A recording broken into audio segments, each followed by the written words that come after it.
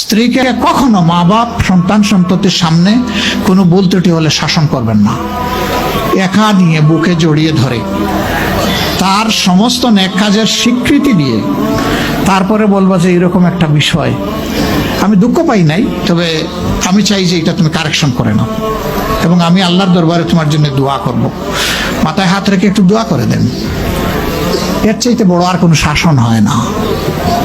কিন্তু আপনি যদি মাকে খুশি করতে গিয়ে মায়ের সামনে তাকে ধমক দেন, তার ব্যক্তিত্বের উপর আপনি তীর ছুঁড়েছেন, আঘাত দিয়েছেন, সে ফুঁসে উঠবে। সে বলবে সব উজাড় করে তোমার এই সংসারে দিলাম, আজকে তুমিই না আমাকে এইভাবে বেইজ্জত করলে। সে মানুষ তো, তার মানবিক রিয়াকশন হবে। কাজ করবো না আমরা কেউ।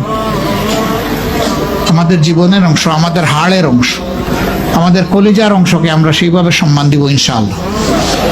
আমরা ভালোবাসবো সে আমার স্ত্রী, আমরা শ্রদ্ধা করবো সে আমার সন্তানের মা। স্ত্রী হিসাবে ভালোবাসা পাবে, মায়ের জাতি হিসাবে সে সম্মান পাবে।